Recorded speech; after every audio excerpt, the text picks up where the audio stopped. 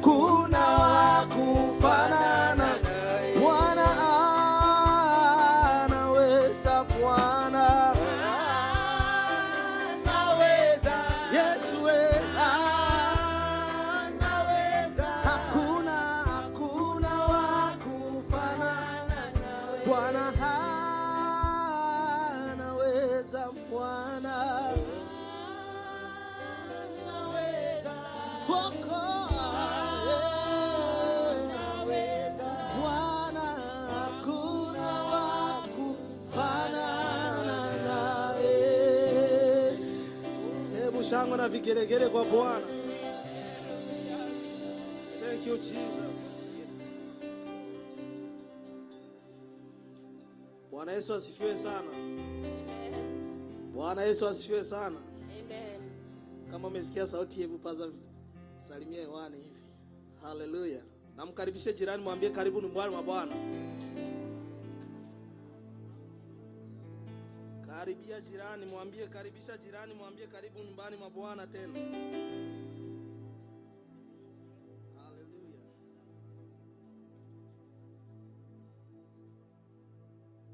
And are you ready to praise the Lord?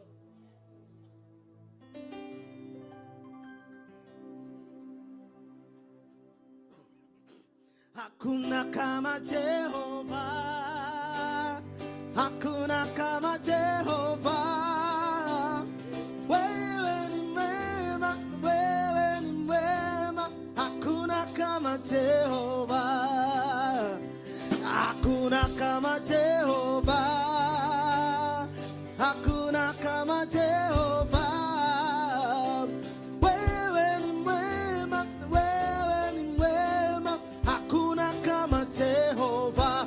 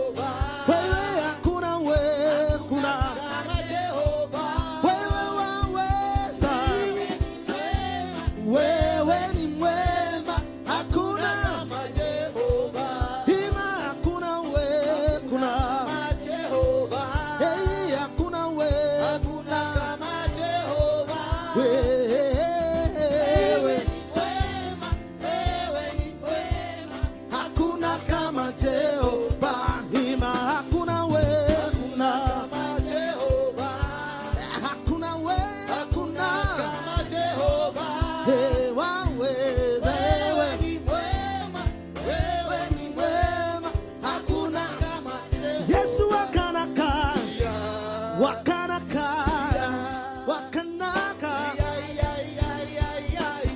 Yesu wakanaka, wakanaka, wakanaka, Yesu atupenda, atupenda, atupenda, Yesu wa ushindi, wa ushindi, wa ushindi.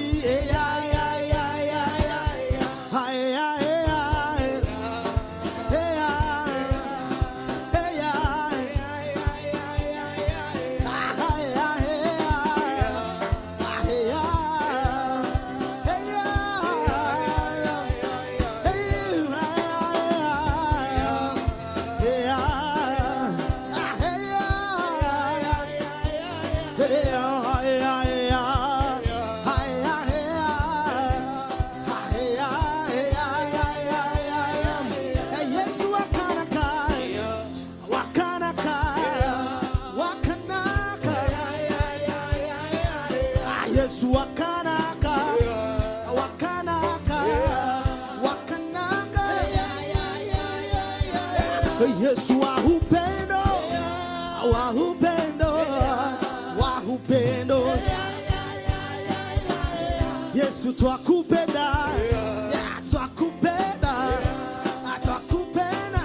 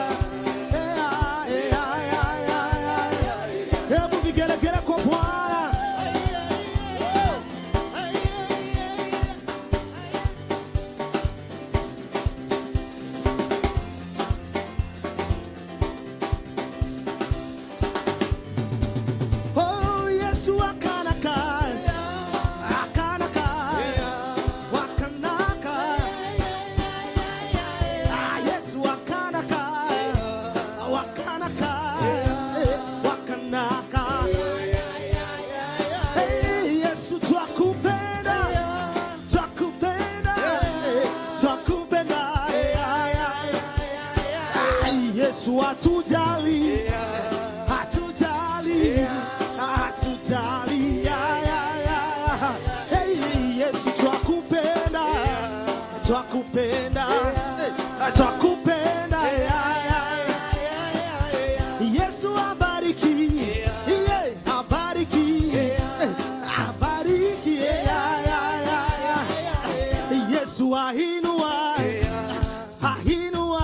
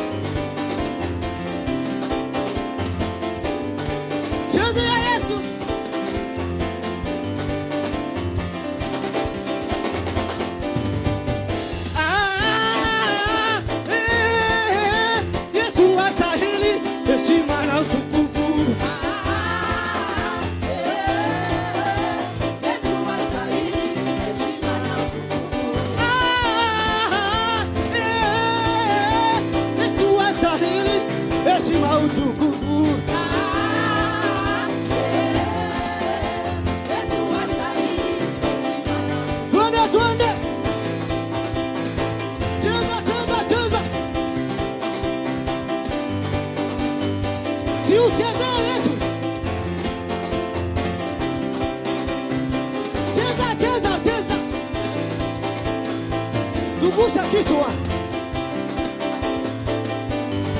Twende.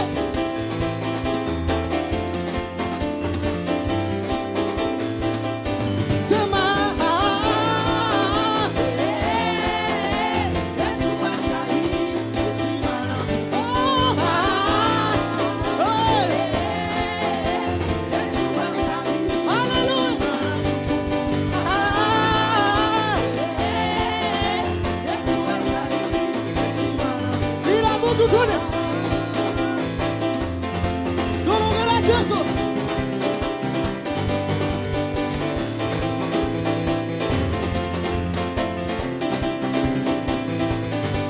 Atuariadi kuna hore. Eni mesha ikare kapa.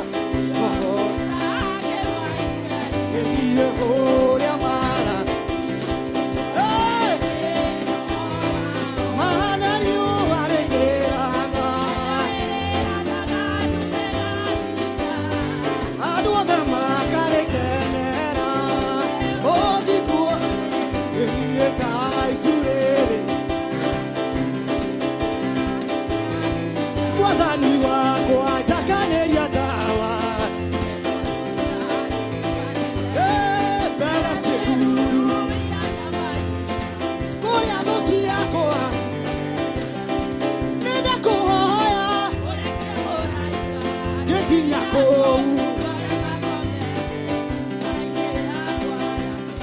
Wabisha wana vigalaga. Zungusha mikono kwa Yesu. Zungusha, zungusha, zungusha, zungusha. Cheza, cheza, cheza. Cheza ya Yesu. Mwende.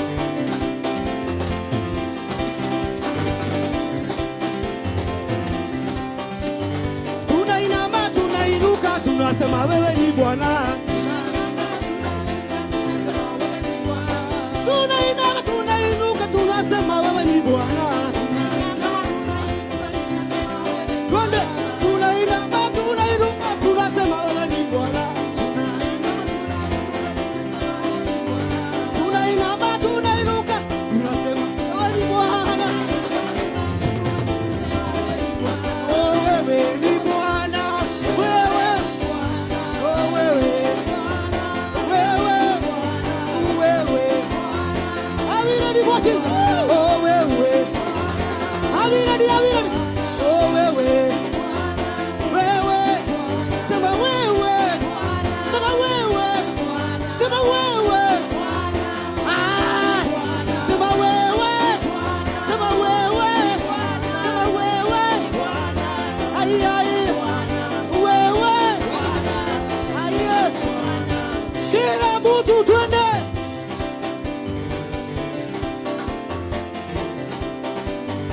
Zungusha mabega kwa Yesu. Cheza, cheza. Yawe, yawe, yawe, yawe, yawe, yawe. Are we ready for Jesus? Yawe, yawe, yawe, yawe, yawe, yawe. Twende, twende. Kila mtu twende. Yawe, yawe, yawe, yawe, yawe, yawe. Cheza, cheza. Cheza, cheza. Cheza kwa Yesu. Twende. Rukia, rukia Yesu. Twende, twende. Wapisha wana vigaragara. Yawe, yawe, yawe, yawe, yawe, yawe. Yawe, yawe. Yawe, yawe. Yawe, yawe. Yawe, yawe. Kimbilio langu. Kimbilio langu. Shuhuda wangu. Yesu wangu. Nakupenda. Yesu wangu. Yawe, yawe, yawe, yawe, yawe, yawe. Are we ready for Jesus? Are we ready to dance? Chukua chukua position yako to dance. Take your position, we dance for Jesus. Shika guitar. Cheza guitar. Cheza, cheza. 1, 2, 3, let's go. Cheza, cheza, cheza.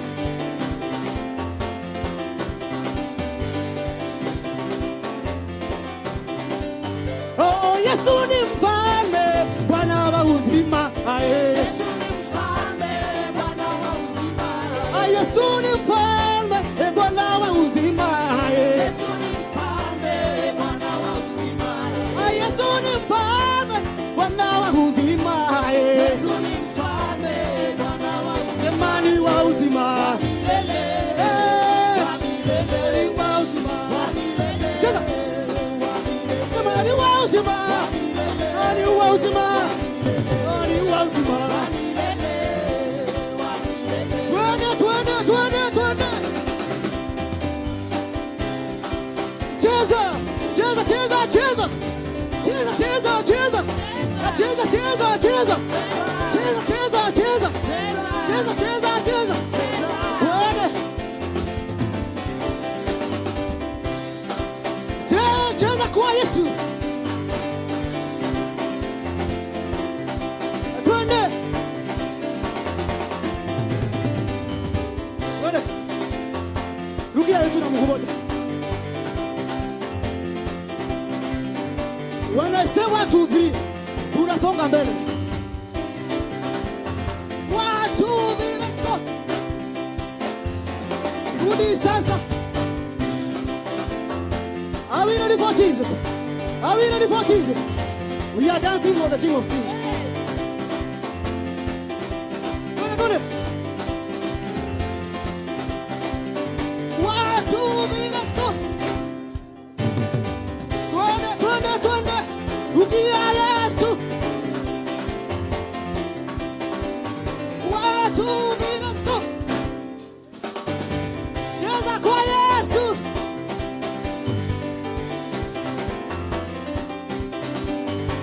Inua, inua, inua, inua, inua, inua.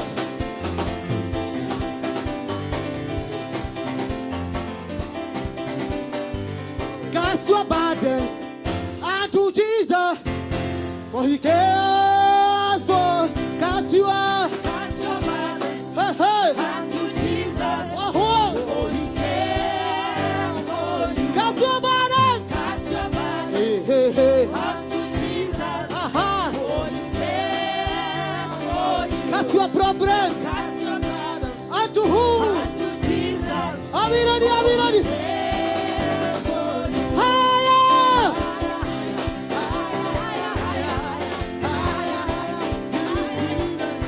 Higher! Higher! Higher!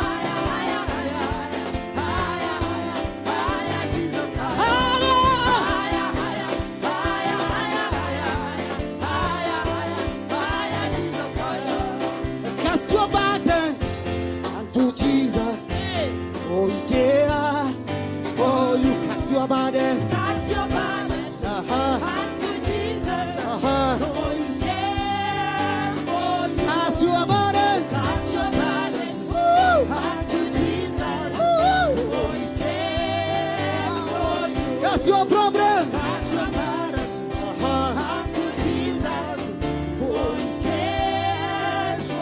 Higher!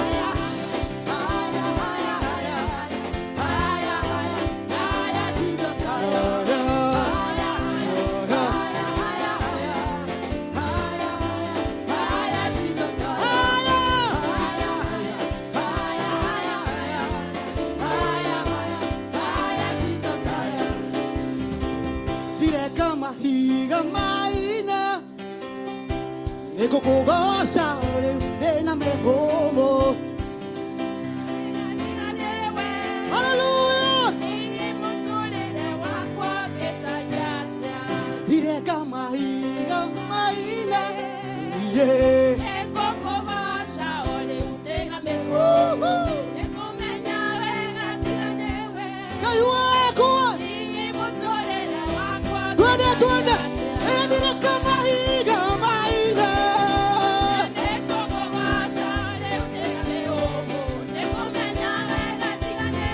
Dokero gira Yesu. Twende, twende, twende.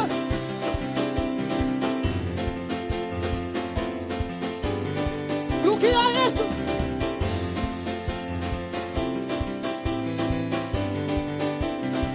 Aisiraeli maima Misiri.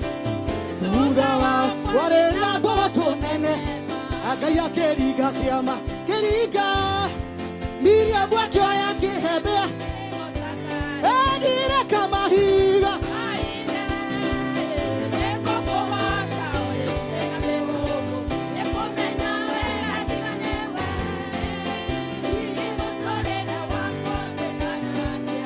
Tiganewa, tiganewa, tiganewa, ikeraina.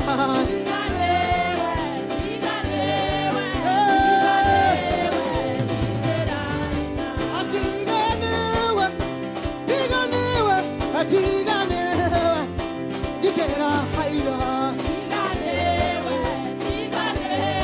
Kai wako.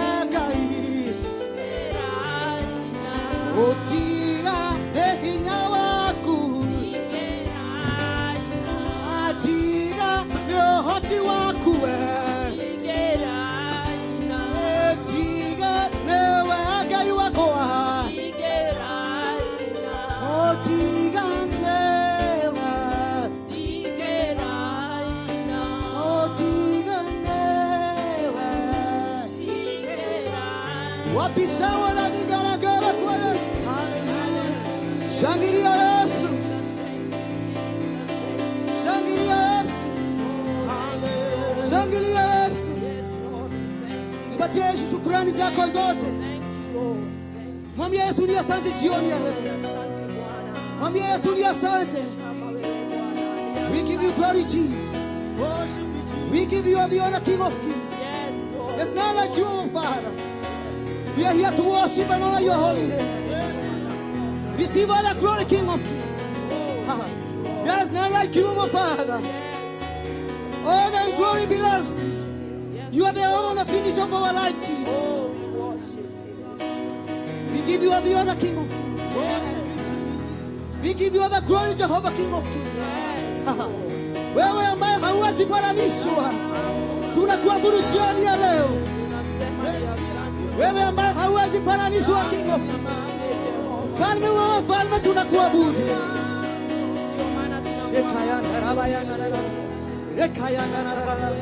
We worship you, Jesus.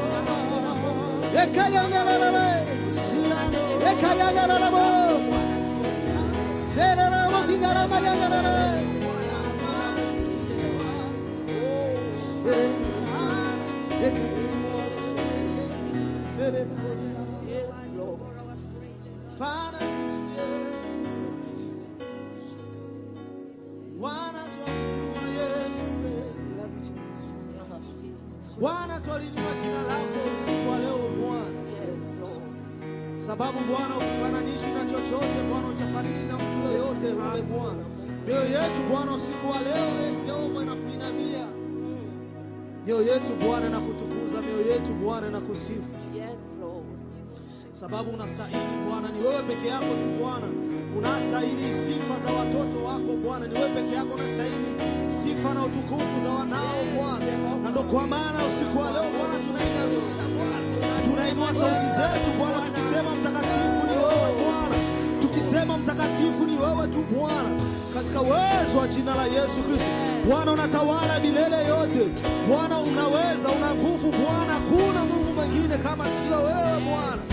Ni wewe peke yako Bwana Yesu, ni wewe peke yako unayeweza Bwana, ni wewe peke yako unayeweza Bwana, ni wewe peke yako unayestahili sifa hizi ni zako Bwana, heshima ni yako Bwana, utukufu ni wako Bwana, hakuna Mungu kama wewe Yesu, haufananishi Bwana, tunaweza Bwana kwa kuinua Bwana, tukubariki Jehova katika jina la Yesu Kristo. Ni wewe peke yako unastahili Bwana, heshima na utukufu ni wako Bwana, enzi ni yako milele yote Bwana. Unaheshimiwa Bwana, unaheshimiwa Bwana, una heshima kubwa Jehova. Twakuheshimu Bwana katika uwezo wa jina la Yesu Kristo. Enzi ni yako Bwana wangu.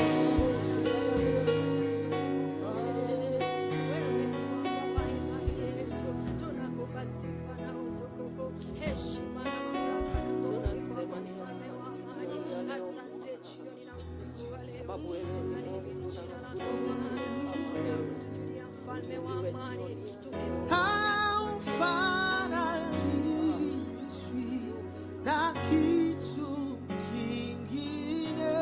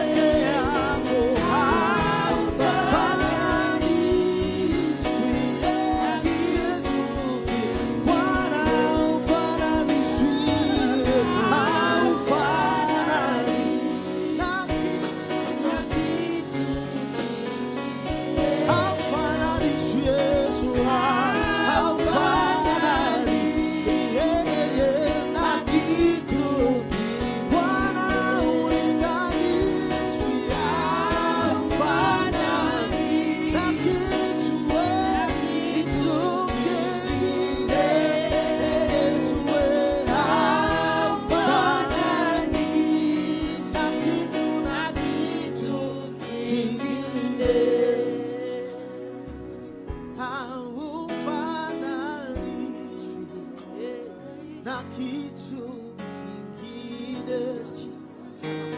Ni wewe peke yako Bwana, hakuna mwingine. Haufananishwi na mtu yeyote. Yesu peke yako Bwana wangu, wewe ni Mungu wetu. Yesu haufananishwi na kitu kingine.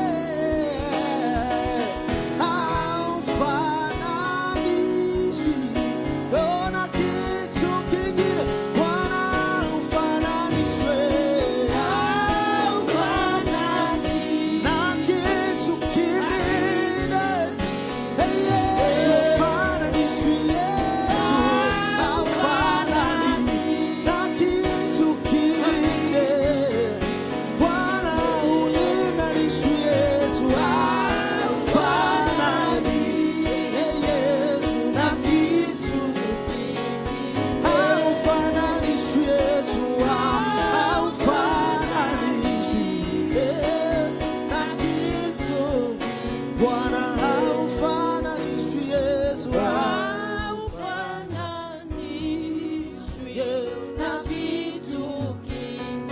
mbele yako Bwana.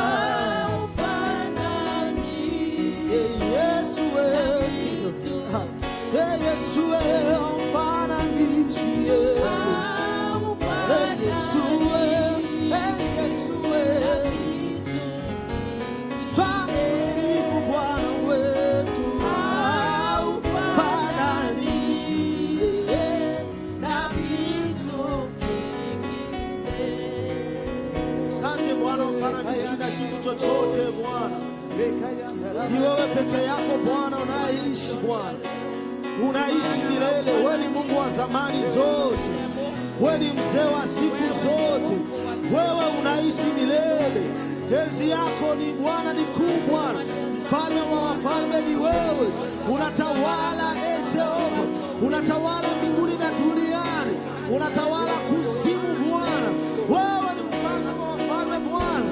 Yes, yakayo shisiamo, nisiakayo moshisie, nisianao kiamako, nasiakayo moshasi, niramayo shisiamo, nisiakayo badia, nisiakayo shisirama, nasakayo moshisiakiamo, nasukitia masakayo nakacho, nasikatayo moshasaya paramono makatasha, nete siakayo.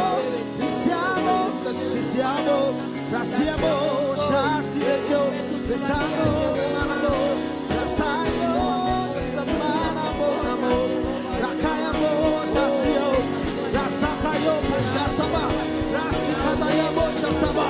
Bwana twakuabudu Jehova, Bwana twakusifu Bwana wangu, Bwana twakuinua Jehova. Wewe una nguvu, kimbilio letu, wewe ni msaada Bwana wetu, wewe unaweza Jehova. Ni jambo gani ambalo nakushinda wewe? Ni jambo gani gumu kwako Bwana? Unaweza, unaponya magonjwa, unainua binadamu Bwana. Yesu wewe, Yesu wewe, Yesu wewe, nasi akarosha mao isiamoshi rakiamoshi sia risiana mokiao rasaka ya mosha siapi risitika ya moshi siake rato ya mosha kaya basi kata ya maroboto shasa. Bwana na kuabudu, Bwana na kusifu, unastahili Bwana. Enzi ni yako Bwana wangu, aliye kama na wewe Bwana ayupo na hata kuwepo na hajazaliwa na ana hawezi Bwana, unaweza peke yako Bwana. Yes, we give your name praise, we give your name glory, we give your name honor. Receive all the glory that is yours. We bless you. Thank you, everlasting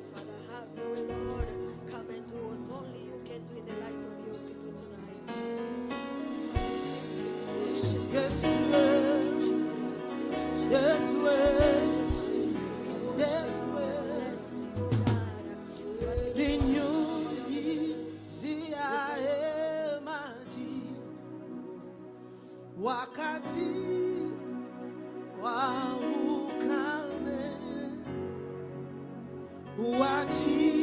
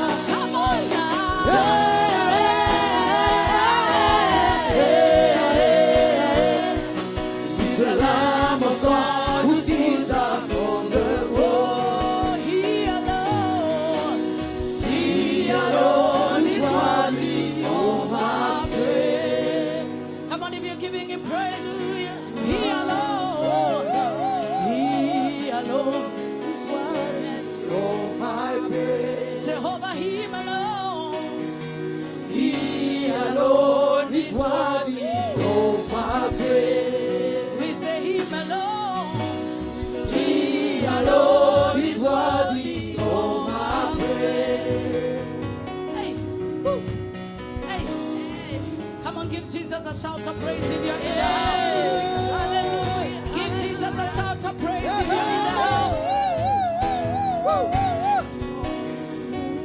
Can you greet somebody to the right and to the left and tell them, I'm so happy that you made it today.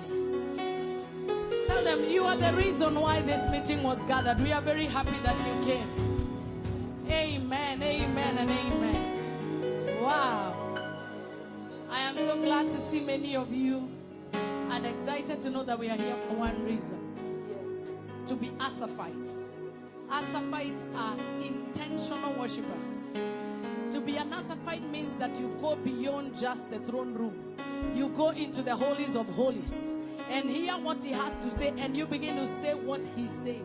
Because Asaph is a seer. Somebody say, I will see something new. Somebody say, I will see something new. I will see something new.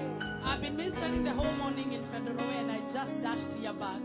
And of course, you know the protocol of our people. Getting out there is work. So I had to sneak out. But I have a duty to be here. And let me tell you, if you want to see people who are committed, it's me. I never miss. So if you're looking for somebody that will miss, I am not. Even if I'm late, you will see me here. When I woke up today, I was like, God, is it me going to preach where I'm going? Because it was a healing service and I felt sicker than all of them. But do you know? We serve a mighty God. We serve a healing God. We serve a God who will prove them wrong. And I was praying about this month, and with our church in Kenya and all the people that I mentor. And I had God say that this month of September, actually the Ember month, if you understand spiritual warfare, the Ember month, Ember is a god. So there are several things that happen at the end of the year. And one of them is a blood harvest. Your blood will not be harvested. I can't hear your amen.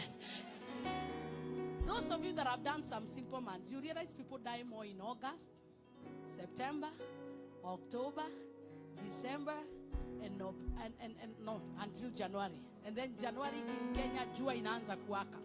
And you become as broke as the devil himself. That's why they talk about the son of January. But we are delivered from those patterns. So in the Ember months, those are according to Psalm 65 verse 11, he says that he crowns the ear with his goodness, and our paths drip with fatness.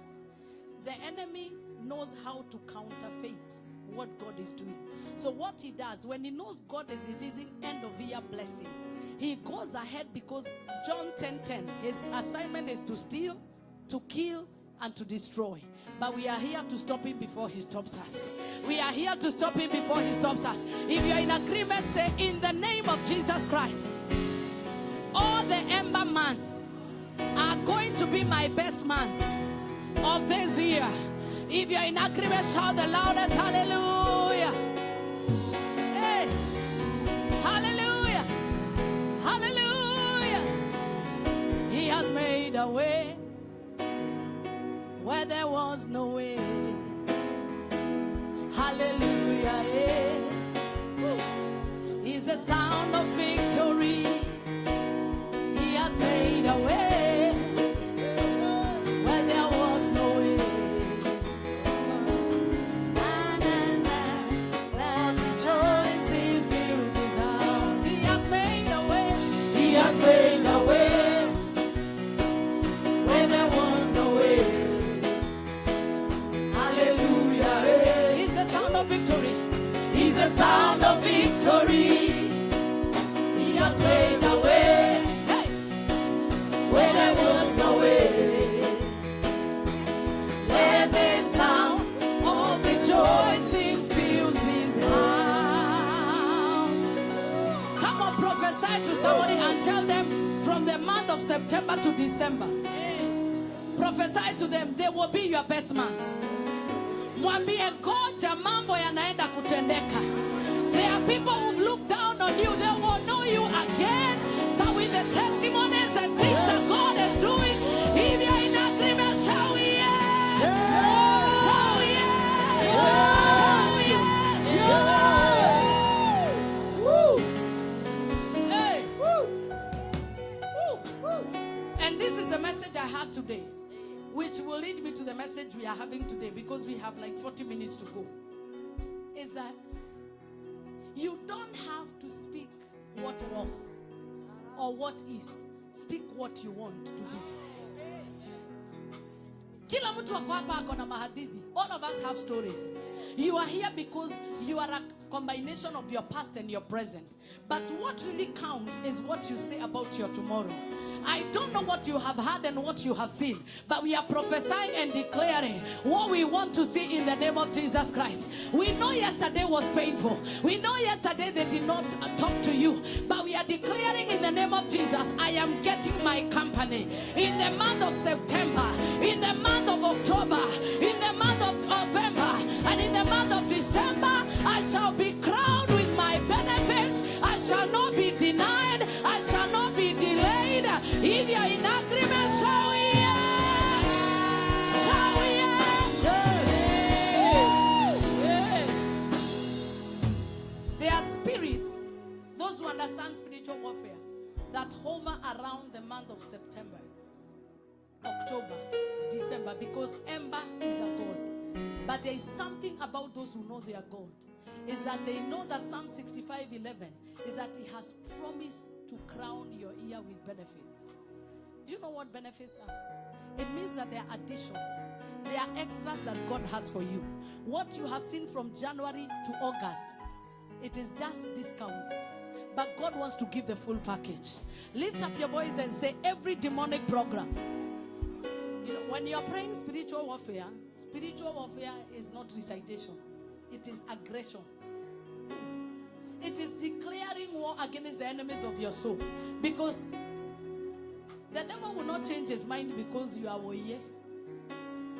That's what the Bible says, I've given you power and authority to tread upon serpents, and they will do you no harm. Lift up your voice and say, every demonic program against me in the month of September, in the month of October, in the month of November, in the month of December, I dismantle you in the name of Jesus. Take 2 minutes and dismantle the plan of the enemy. As we enter the Ember months, we declare we are getting crowned with blessings and with benefits. We dismantle the plan of the enemy. We destroy demonic plans. Mipango yote ya kutuvuruga na kutuua na kutuangamiza. We dismantle. You can even clap your hands and stamp your feet in the name of Jesus. Rekota mayanda zebashanda. Rekota mayande bozeketo. Rata mayanda rabozepeketa. We dismantle the agenda of Satan. We dismantle the agenda of witchcraft. We dismantle the agenda of our foundation of forces. We dismantle every agenda of darkness. In the name of Jesus. In the name of Jesus. In the name of Jesus. In the name of Jesus. In the name of Jesus. In the name of Jesus. Rakote mayando zebeketo. Rata. We scatter the agenda of Satan. We scatter the agenda of Satan. We scatter the agenda of Satan in the name of Jesus. In the name of Jesus. In the name of Jesus. In the name of Jesus. In the name of Jesus. In the name of Jesus. In the name of Jesus. We scatter the agenda of witchcraft in the name of Jesus. We scatter every satanic calendar in the name of Jesus. Rekota mama mama moza tamayanda moza mananane sebakato manando sebakota manane sebakatora mana sebarado separatoda rekata manana sebeketo shabata zaria kota mayande moza rekota manganada etana mana mana mazatara baboza rekata mana mana moza mananane sobakato sebede rekota mama pre every demonic program against me in the month of September, October and November, I scatter your agenda. I scatter your agenda. I scatter your agenda. I scatter your agenda. I scatter your agenda. I scatter your agenda. I scatter your agenda.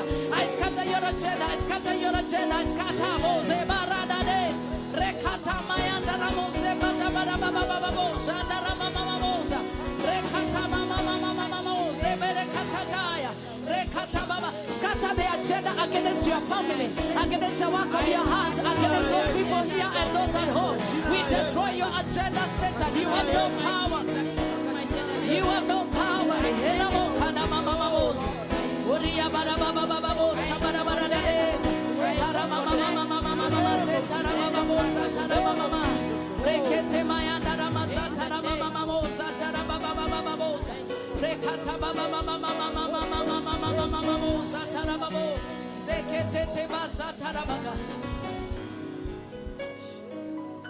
Give you all the glory, Jesus.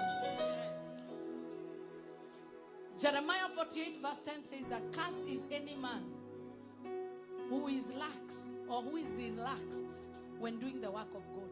Jeremiah 48:10. Cast is any man who is lax, who is relaxed, who is casual doing the work of the Lord. And the Bible says, and cast is any man who withholds his sword in the day of battle. Do you hear me? Cast means the opposite of blessing. Alaaniwe mtu yeyote ambaye anafanya kazi ya Mungu na ulegevu. You do not do the work of God with all your heart.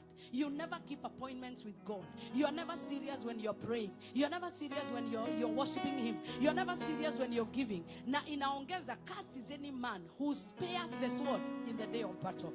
Let me tell you, whether you like it or not, the battle has been declared. And the enemy will not fight what you have before he fights you. Just take it low. The enemy will not fight what you have before he fights you. So tell your neighbor, for me, this is warfare language.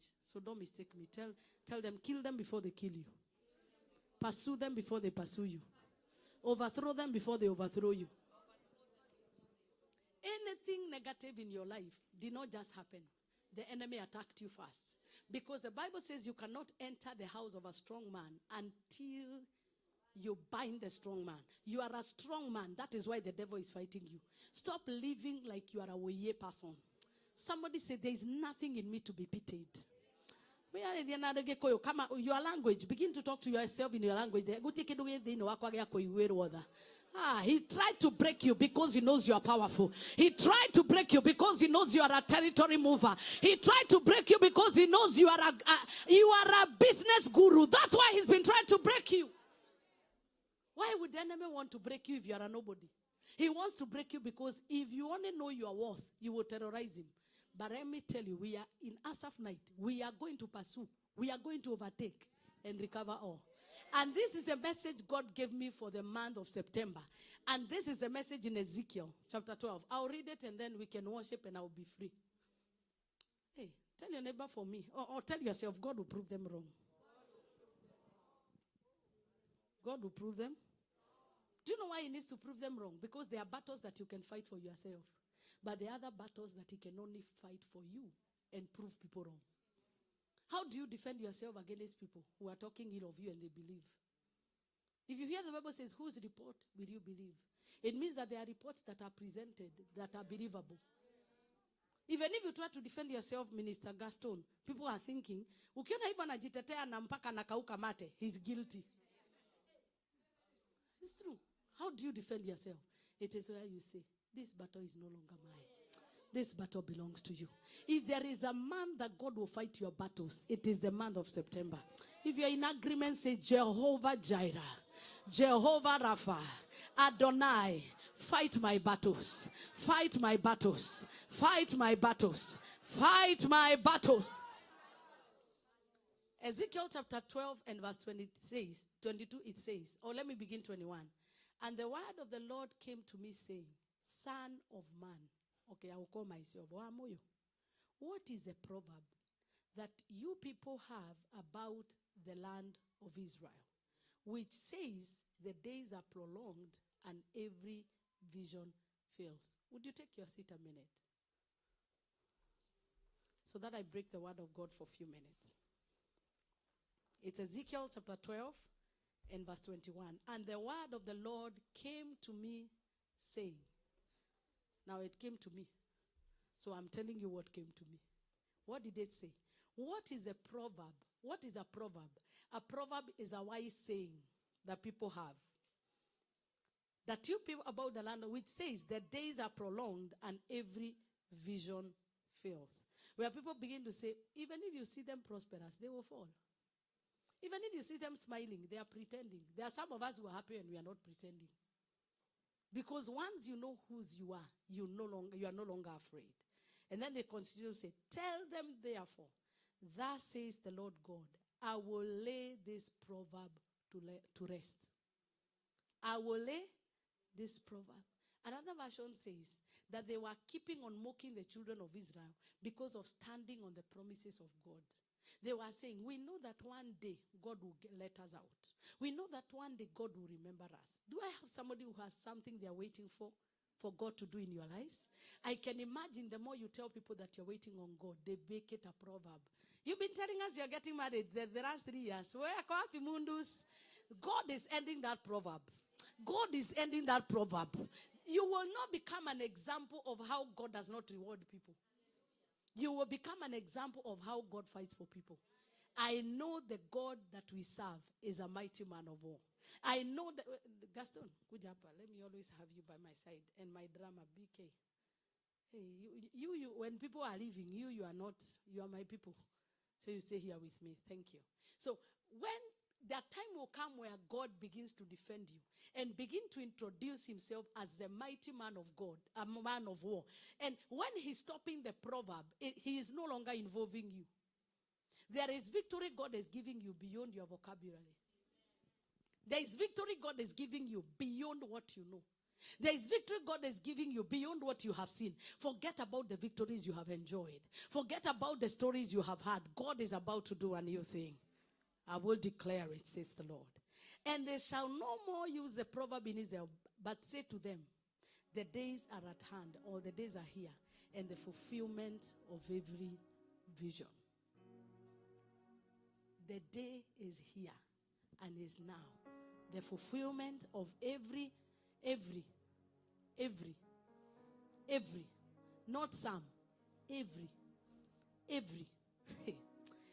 vision. And then it continues to say, for no more there will be any false vision. Any counterfeit cannot coexist. Whoever has been competing with you with a false vision, we will know who is false and we will know who is true. Are you getting an amen? Whoever thinks that they can match up with your God, we will know whose God is powerful. And it is not you trying to prove to them. God himself, he has said, I'm the one stopping the proverb. Si kwa majeshi wala silaha ni kwa Roho Mtakatifu. Si kwa majeshi wala silaha ni kwa Roho wa Mtakatifu. Nguvu za giza zimeshindwa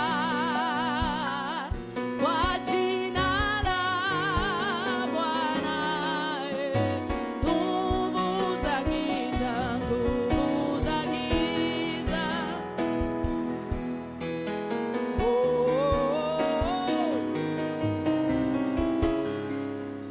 Bwana. Verse 24, for no more. When God says no more, it means it's over. Do you know, it's very important when you're reading the word of God, read the emphasis. For every proverb, no more. No more.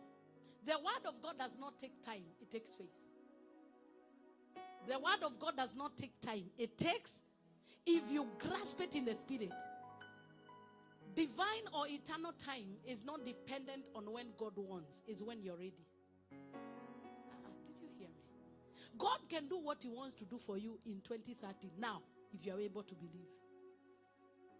Because God does not do it then, he does it now and executes it later.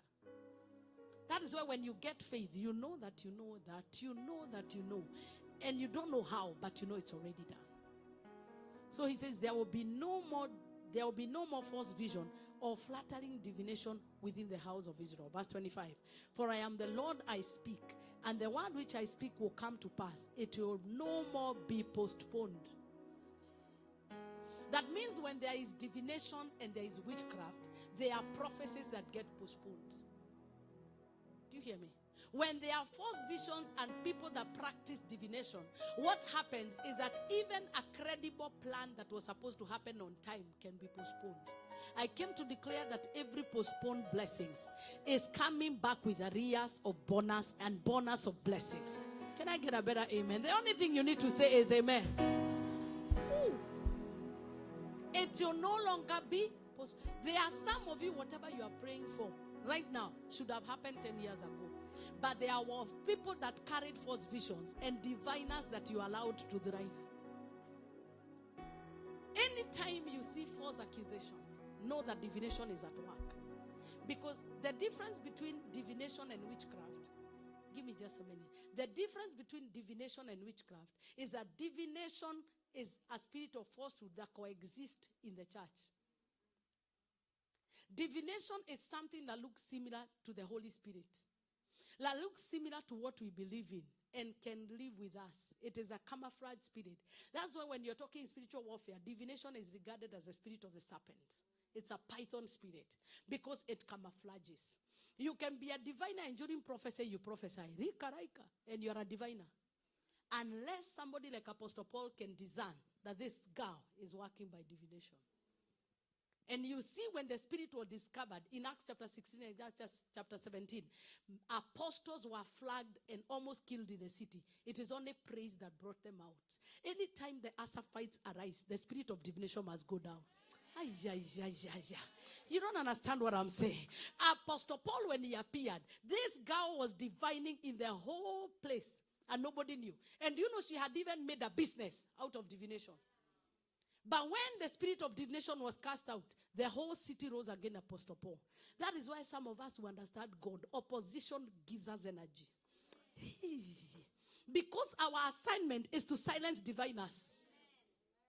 Whoever has been dreaming, the only dreams they have about you is how you are going to be destroyed. They better sleep and not wake up. Because those nonsense dreams, we refuse them in the name of Jesus. If anybody has to dream something, let it be good. Let it be profitable. We are tired of hearing that says the Lord, I will destroy you. It is his time to prove them wrong. When divination is at work, we receive negative prophecies. Gossip thrives. Fear enters people. Because the spirit of divination only works by intimidation and by fear, which is the three foundations of witchcraft. It is fear, intimidation, and domination. Hello. And one of the arms of witchcraft is called divination. The divination is what counters the prophetic move of God. Are we communicating? Because the ministry of divination is the ministry of seeing. The work of a prophet in the kingdom of God is to see. So once there is divination and falsehood, there will be revelations that look godly, but the judgments are demonic. Isaiah 44:25, it says, there will be no that I am the God that frustrates the token of liars and make diviners run mad.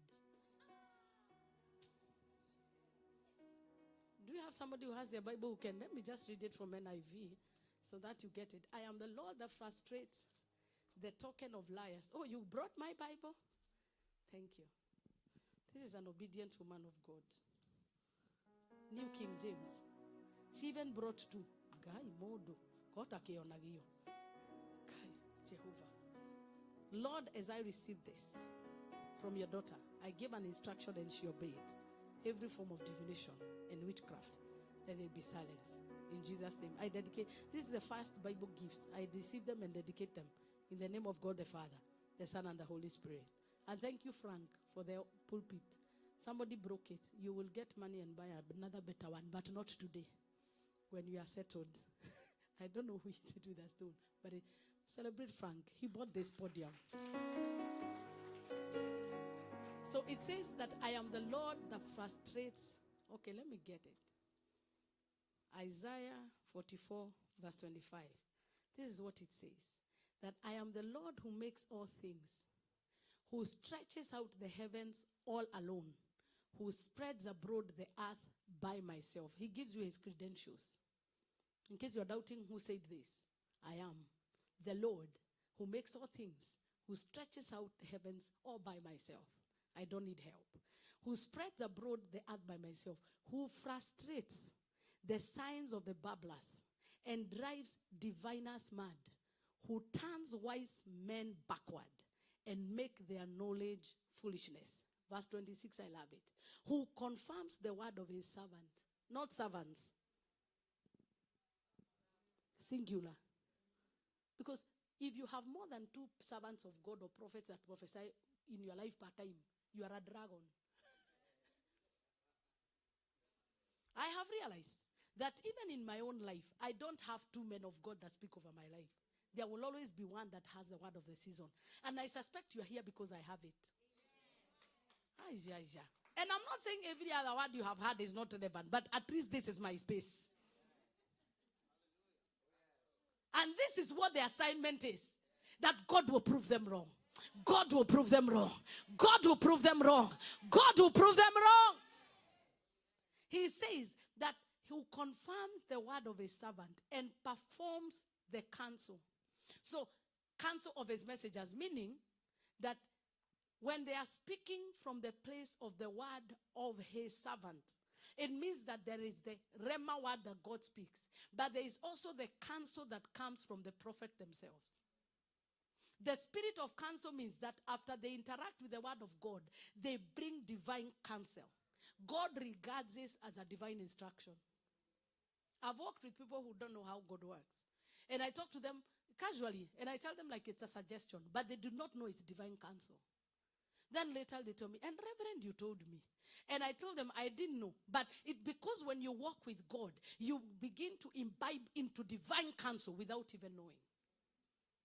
And what God does is that he's committed to fulfill and confirm the words of his servants and their counsel. And then the Bible, I love what it says. Who says to Jerusalem, you shall be inhabited. To the cities of Judah, you shall be built. And I will raise up her waste. Who says to the deep, be dry, your rivers. And who says to Cyrus was a backslider. He was not even a king in Israel. He is my shepherd. He shall perform all my pleasure. Saying to Jerusalem, you shall be built. And to your temple, your foundation shall be laid. So anytime there is a move of falsehood and divination, God raises servants of God like you and me to silence all falsehood and to silence divination. And why is God out to prove diviners wrong? It is because if care is not taken, like it happened in Numbers 23, the children of Israel, the Bible says that when Balak saw how the children of Israel were prospering, he sent Balaam and he said, who is going to deceive these people so that they come out of the God that has prospered them?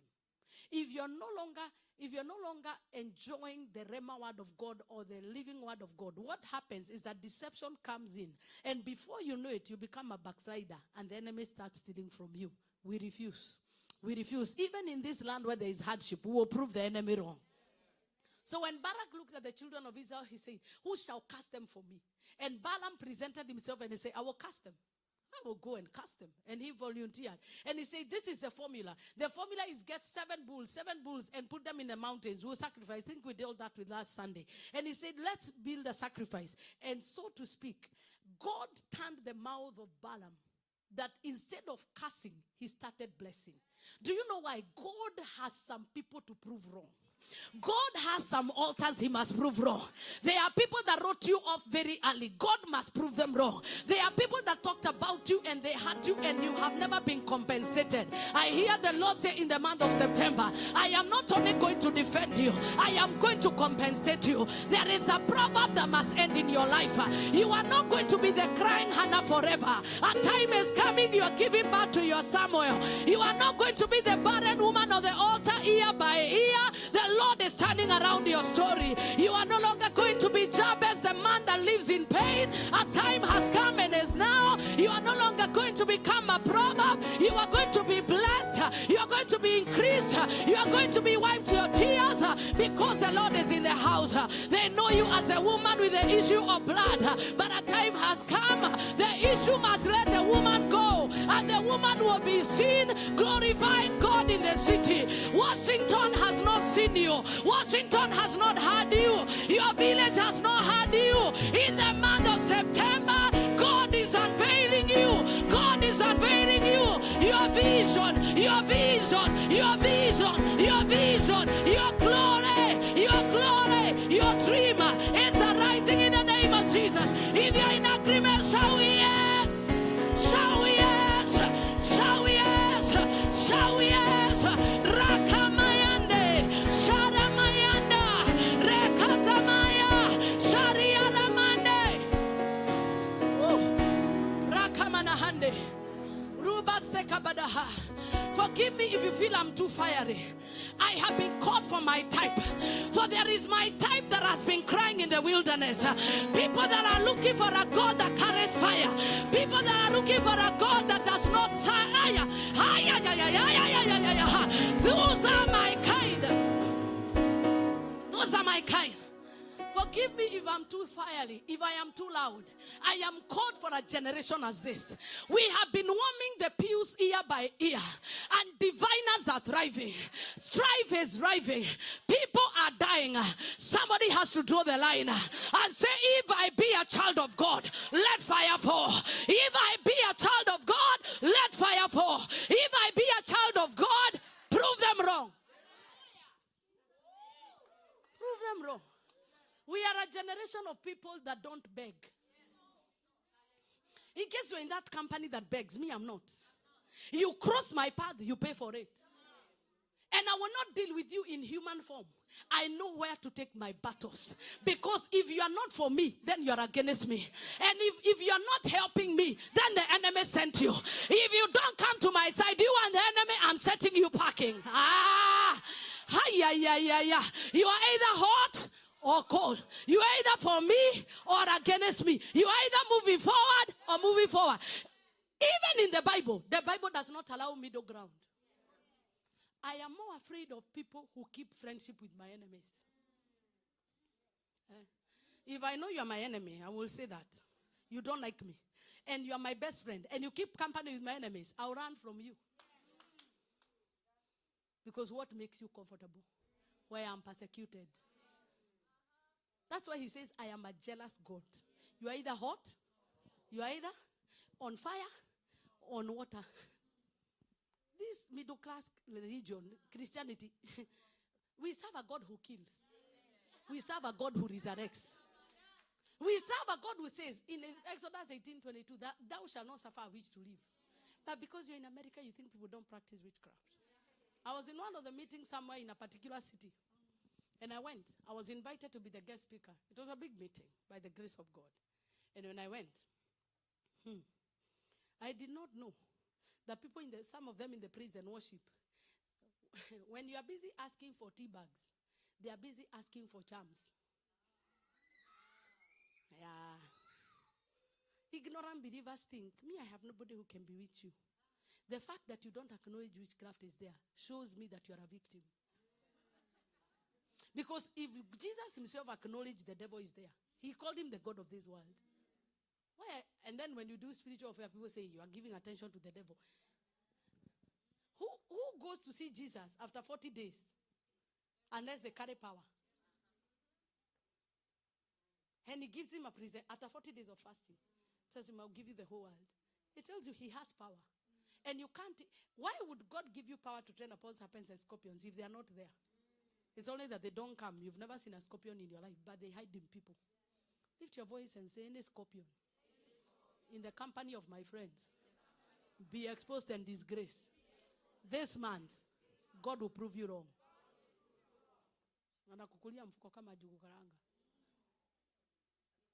And you wonder why your plans never succeed. So when I went there, I did not know. So we are busy, the praise and worship is singing.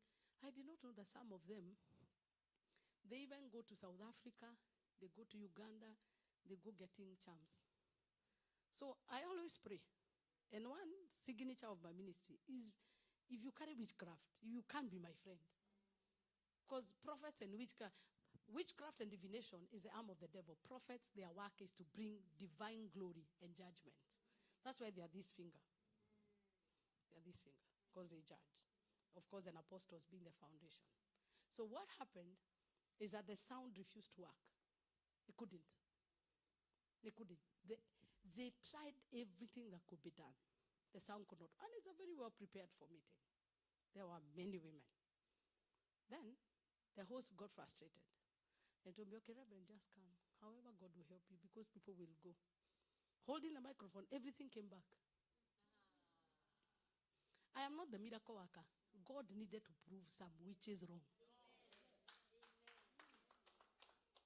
By the time I held the microphone, later the person told me, you know, one of the people that was in that team that I had told not to be there. Last year, when we were having a meeting, a live snake came out of their handbag. Let me tell you, the devil is still the same devil. Even if you enter aircraft, the devil is still the same devil. But the difference between witchcraft here, which is white witchcraft and black witchcraft, our witchcraft is destructive. Our witchcraft is based on jealousy. They are jealousy just to make sure that Kezia does not overtake me. So I'll say, where do I go? That business will work. I can see she's very happily married. What can I do?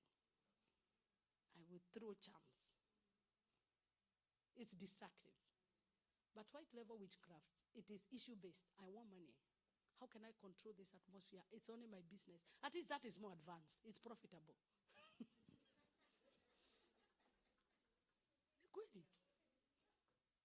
I have been in this ministry for long, and I've seen people who go and poo-poo in front of your door.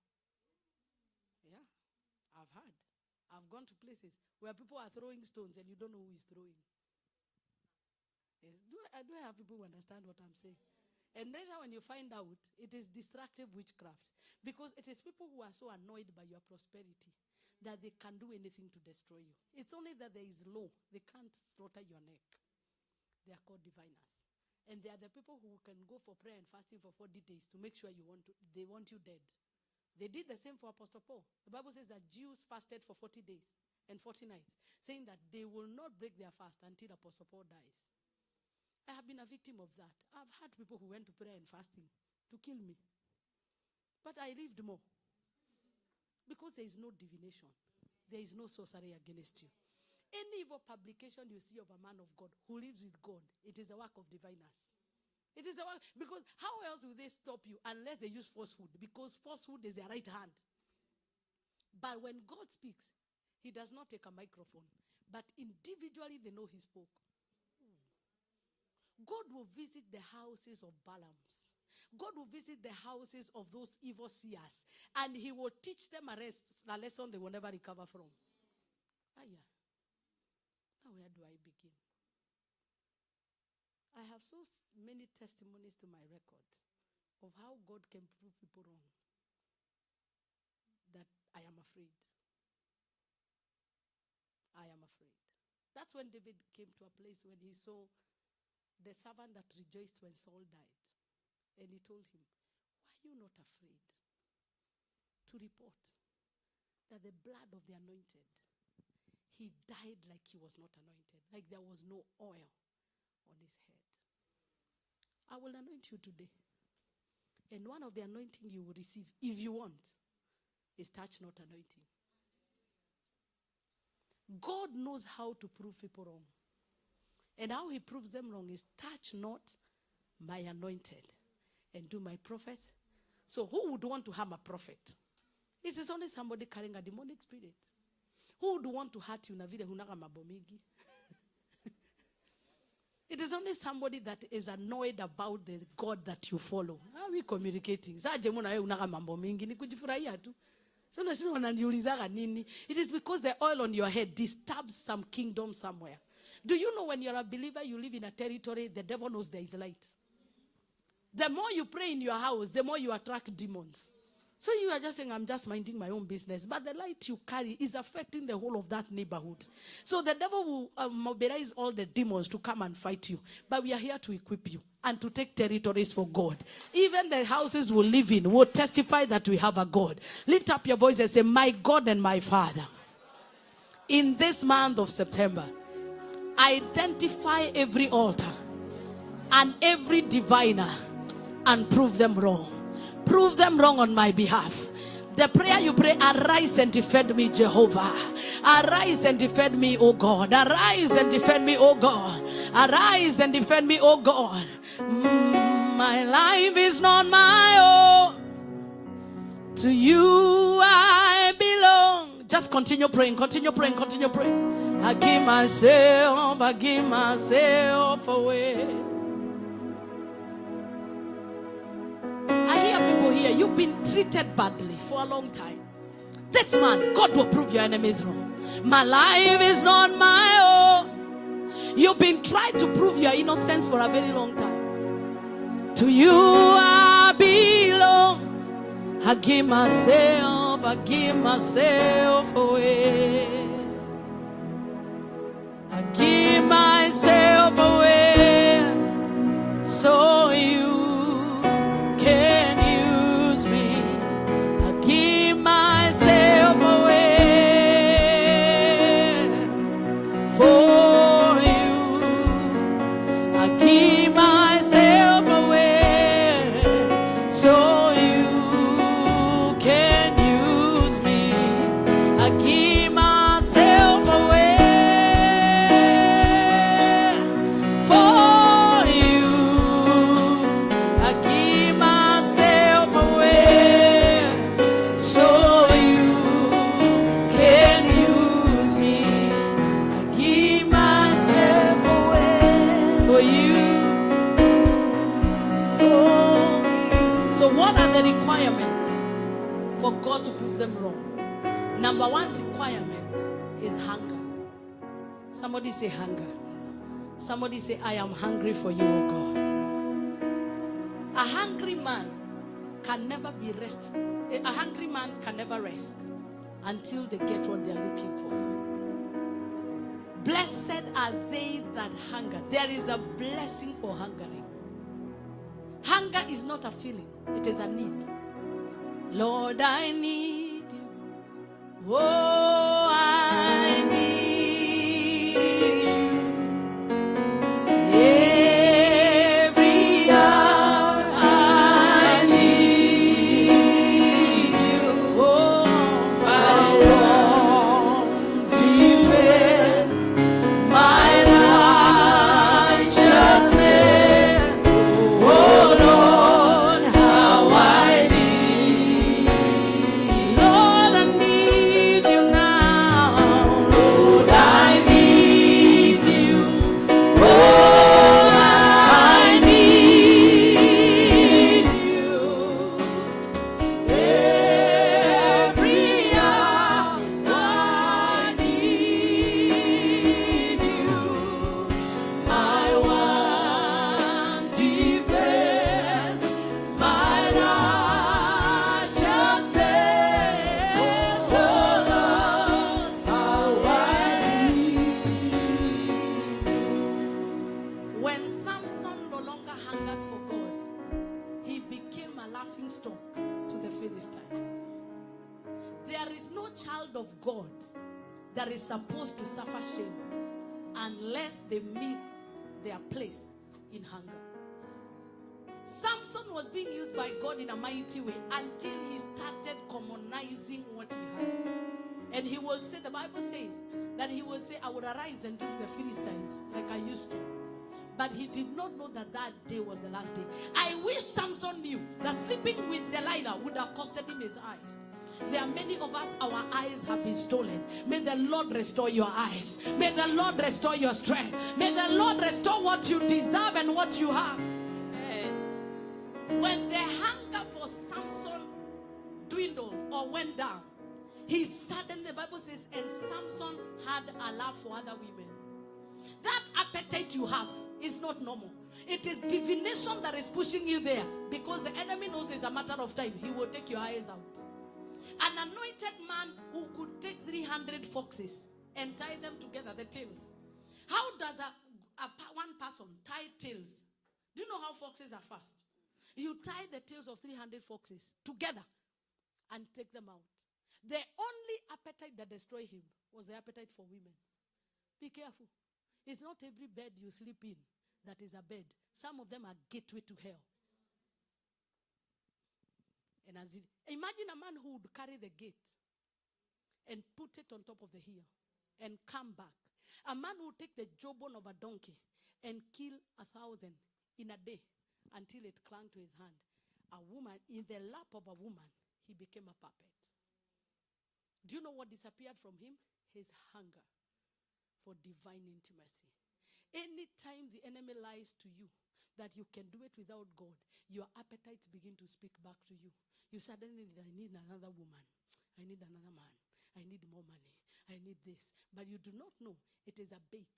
And then suddenly when you fall into sin, it's like warfares disappear. The devil knows how to protect sinners. Only waiting for the right time. When you wake up and realize, I am tired of this. And then suddenly he fights you and he wants to kill you. One of the requirements for God to defend you is sexual purity. Oh. Let me tell you, whether we are in America or not, if you are sexually impure, even if we lay hands on you and sit on you, there are battles you will never win. Hey, I like it when young men say that. I like it when you make your eyes smaller and you say amen. Because the Bible says, I teach the young men. But in this generation, it's not even the young men that have a problem. It is married men. It is married women. Because the devil has a way of introducing hunger for things that don't profit. And the Bible says in Proverbs chapter 7, be careful, because the bed of a harlot's woman is a gateway to death. I have never seen an immoral man or an immoral woman that prospers. Never. They have leaking pockets. And that is what is lacking in the church. God does not want to be worshipped by sinners. And in Asaph altar, those are our values. Those are our values. And they will not be reduced to accommodate. Because if we want God to fight for us, then we must let him have access. I've just touched people the wrong way. Sin is sin, no matter who performs it. Even if it is me, sin is. Let the marital bed be kept pure. And if you don't want to keep it pure, you are not only killing yourself, you are killing your generation. And you know you are on a song for several years. Very soon age will catch up with you. And then you begin to say, now why did I waste my life? You will be a deadbeat and lonely. Demo, but I swear, I love you. Continue closing your eyes like that. Let them never open. Yes, let them never open. Kevo sindio. Tukai hivyo watu wakae wasafi. Watu wakae, because even when you know when you lift up your hands you have no accusation. Sasa kama tulikuwa na wewe na ninainua mikono nasema ngai ganya moyo wa. I remember we had one bull in the church who was a youth chairman. And he had asked all the girls. So I realized all the beautiful girls are living in church. Kumbe this bull, proposed kila mtu na haioi. Eventually after he had like 7 of them, he left and married another one.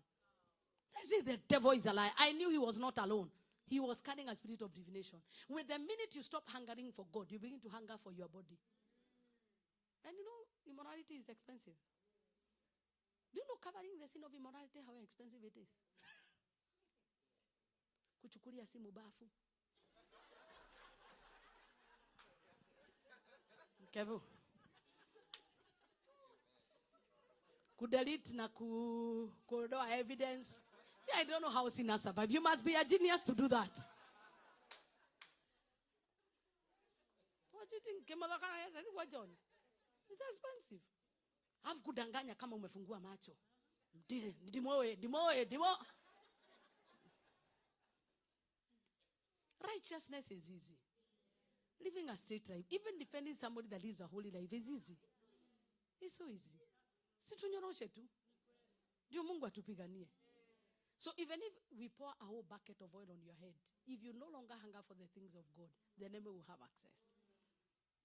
But there is a grace and a defense that comes from heaven when you decide to be pure. And the only level of, why I would say sexual purity is important. It is the only thing that you sin against yourself. The Bible says, who commits adultery or commits sexual sin sins against himself. So a man or a woman who has sinned against themselves, but if you value yourself, you will value God. You will value your neighbor. And I'm not denying the desires are there. But that's where Apostle Paul says, I crucify the desires of my flesh, that Christ may be born in me. And marriage does not cure lust. Lust is a spirit. You need deliverance.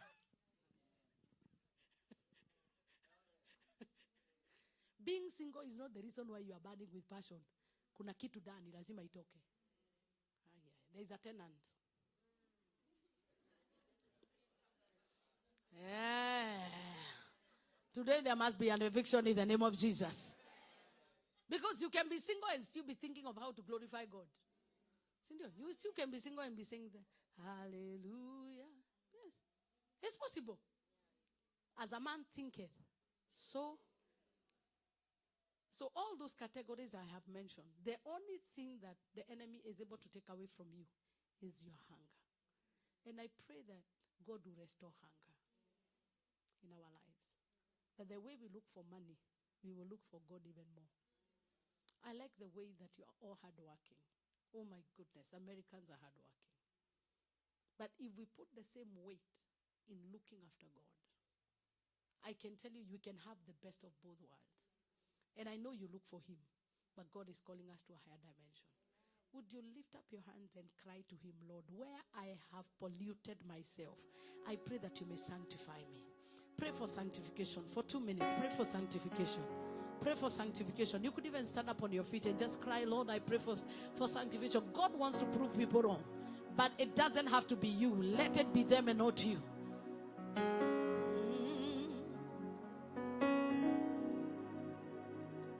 I will pray, I will pray, I will pray, oh, I will pray.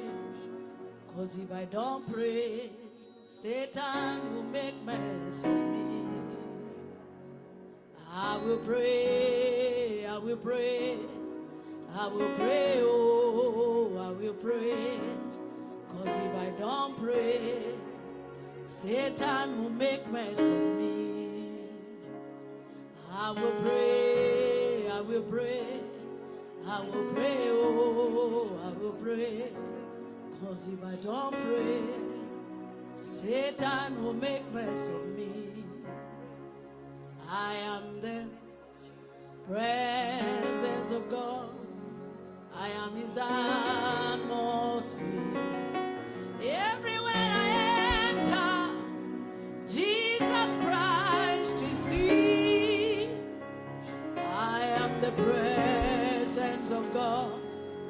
I am his atmosphere. Everywhere I enter, Jesus Christ is seen.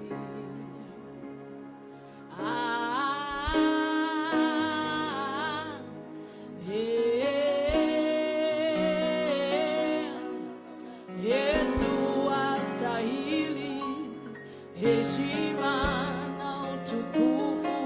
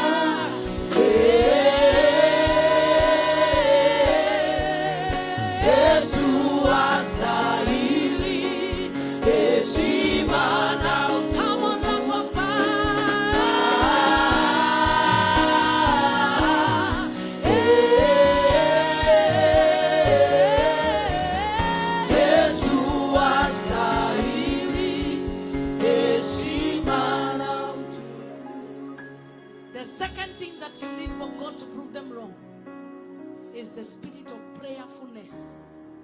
Being prayerful is not just praying, it is praying enough. Many people say they are prayerful, but they underpray. Prayer is when you pray until the burden is lifted. Prayer is when when you pray until you know that you have touched the heavens. I pray that even as you get anointed today, whoever is willing, that the hunger for God will return, and that the spirit of prayerfulness will enter you. That you will no longer be pushed to pray.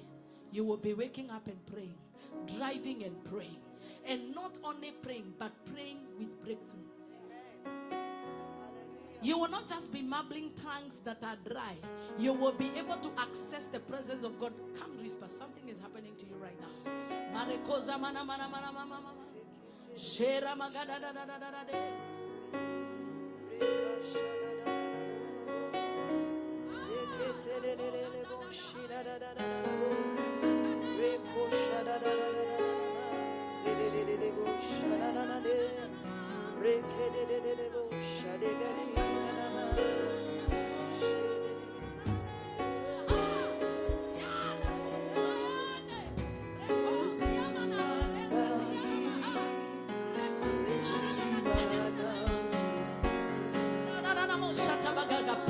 Prayerfulness.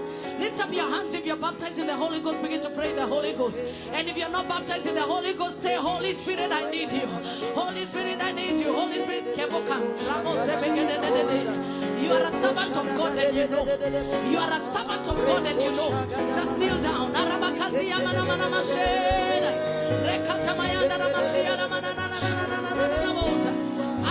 Just lift up your hands, Kevin. As I anoint you right now, and it is fresh hunger in the name of Jesus.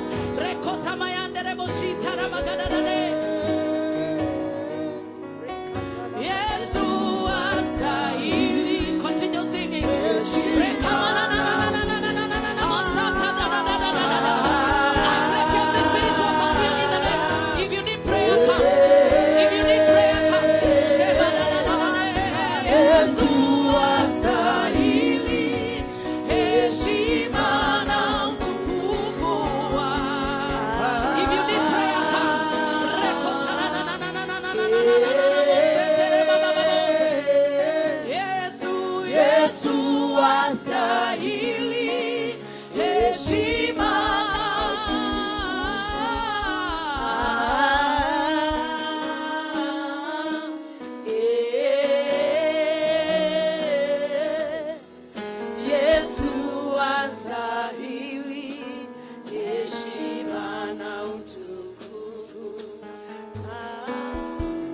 Just pray in the Holy Ghost, pray in the Holy Ghost, pray in the Holy Ghost and take us high. There is a fresh baptism happening right now. There is a fresh baptism happening right now. Begin to tell God, I need more. I need more of your presence. I need more of your presence. I need more.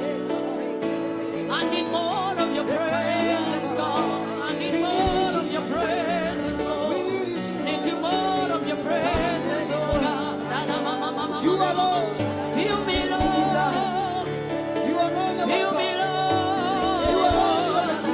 Feel me, Lord. You alone, Jehovah Nissi. Stay longer in You His alone, presence. Feel me, Lord. You alone, Feel me, Lord. Feel me, Lord. You alone, we adore. Feel me, Lord. You alone, Feel me, Lord.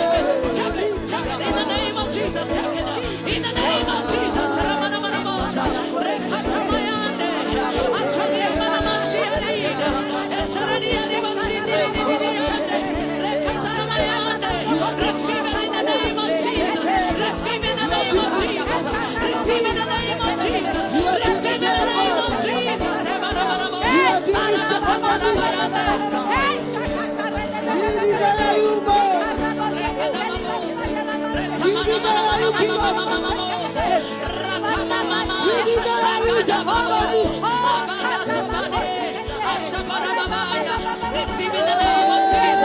Receive in the name of Jesus.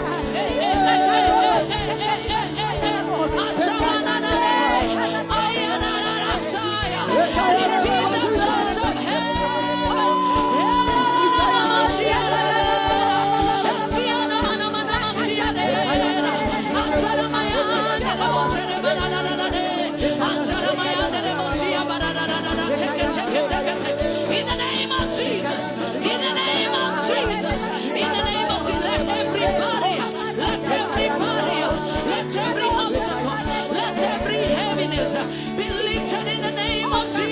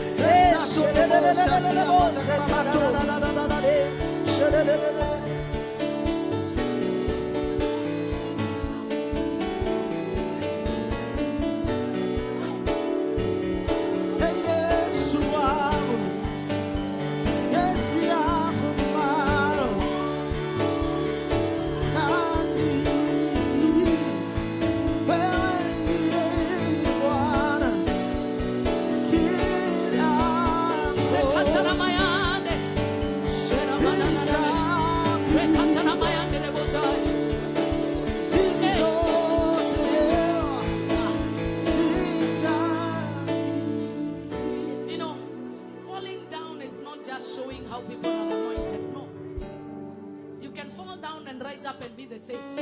It's about encountering God. It's about receiving something you don't have.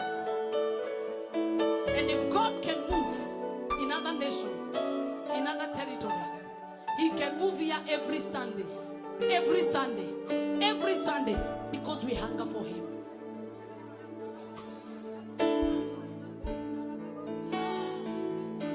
Waymaker, miracle worker, promise keeper, light in the darkness, my God, that is who you are.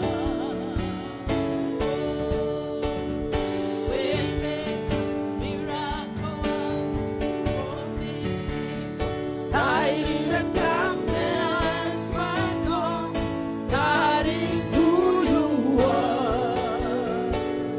Waymaker, miracle worker, promise keeper, light in the darkness, my God, that is who you are.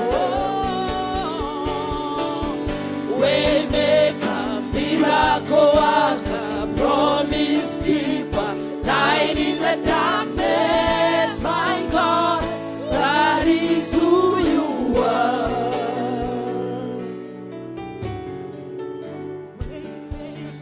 Miracle promise, promise keeper, light in the darkness, my God, that is who you are.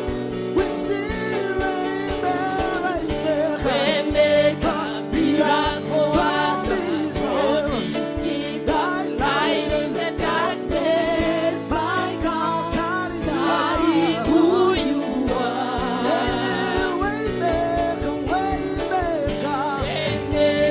miracle promise keeper, light in the darkness, my God, that is who you are. Oh, that is who you are. Yeah, that is who you are. Oh, that is who you are. We say that is who you are. That is who you are. Jesus, that is who you are. That is who you are. Almighty God, that is who you are. That is who you are. That is who you are. That is who you are. That is who you are. Now we see Waymaker, miracle worker, promise keeper, light in the darkness, my God, that is who you are. Waymaker, miracle worker, promise keeper, light in the darkness, my God, that is who you are. That is who you are. That is who you are. That is who you are. That is who you are. That is who you are. That is who you are. That is who That is who you are. In case you're here and you're not born again, or you want to rededicate your life to Jesus, I want to give you this chance. Just lift up your hand wherever you are and you're going to pray with you. Uko hapa, you're not born again, or you're backslidden, you want to rededicate your life to Jesus, you have that opportunity. If all of us are born again, just lift up your hands and tell God, thank you for what you have done. It shall be permanent. We seal it in the name of Jesus. We seal our deliverance. We seal our anointing. We seal what you have done. In Jesus' name. Amen. Let's take our seats in the presence of God, those who can.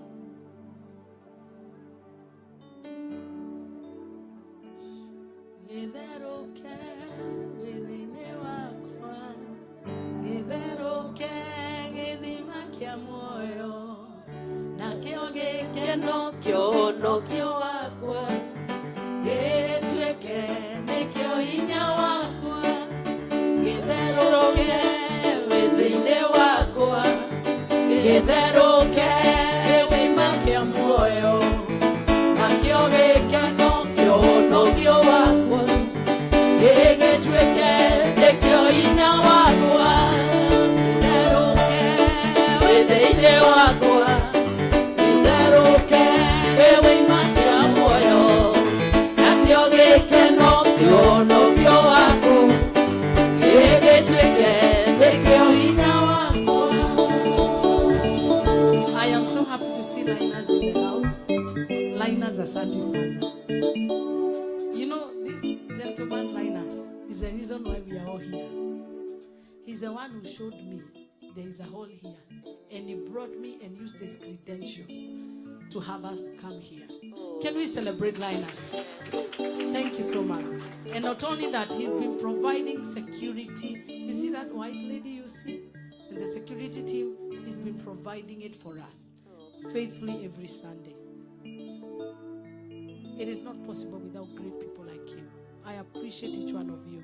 I appreciate everybody that is doing a role and doing what they need to do. May God bless you.